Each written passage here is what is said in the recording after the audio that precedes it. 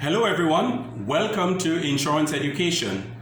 I am Raymond Macmillan, and in today's video I'd like to talk a bit about business interruption, and in particularly how do you set the indemnity period.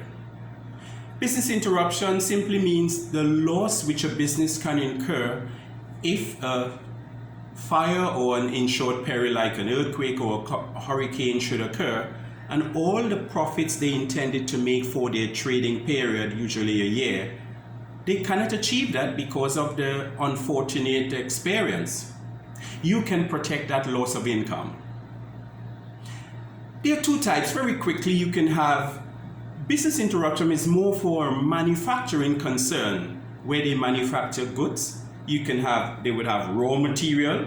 They would have some goods which are in the process of being manufactured, and they may even have finished goods ready and packed to be sent off to the wholesaler. The business interruption would calculate the loss which the client has incurred at the different stages of production. You can have another type of cover called increased cost of workings, and this is a situation where you have a silent risk, let's say an office. Let's take a travel agency.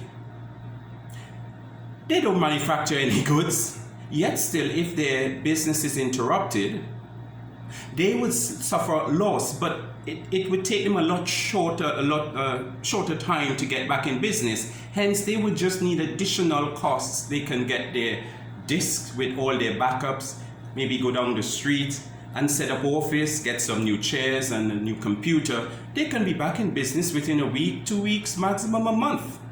With other business interruption, which are of manufacturing concerns, it can take them up to 18 months to get back in business.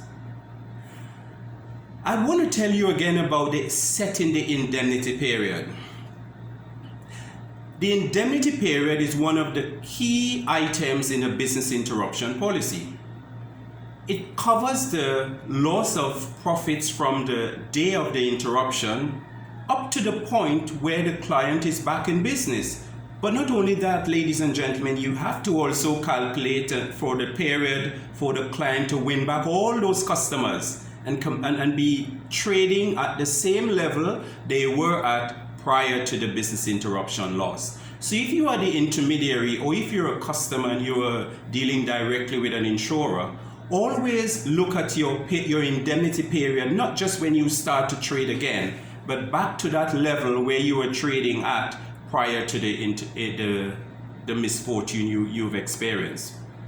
Another quick note before I go. Other names in some territories you may hear loss of profits or consequential loss. All those means the same thing, means business interruption. For the next few weeks, we'll be focusing on the business interruption, the cover, etc. The reason being is that we are having an event on the 25th of March, where we would have an expert tell us about that landmark case which recently occurred in the UK, where insurers had denied some small businesses, due to the COVID pandemic, they were denied compensation. It went to the Supreme Court, and the landmark decision was handed down recently, where they are entitled to compensation. We would have a group discussion on that in our association. So if you're interested in attending that event, it's Zoom, it's online, send us an email at isa@sbnhumancapital.com. Again, isa@sbnhumancapital.com. ISA stands for the Insurance Students Association, and you know I work with a company called SBN Human Capital Development. Thank you for your time, ladies and gentlemen. In next week's video, we want to talk about some of the extensions which is crucial you should add to a business interruption policy. Looking forward to seeing you then. If you like what you've just heard, why not just click the like button below? If you want to be the first to be notified of my next video, just click the notification bell above. And as usual, ladies and gentlemen, we invite you to subscribe to our channel. Thank you, ladies and gentlemen.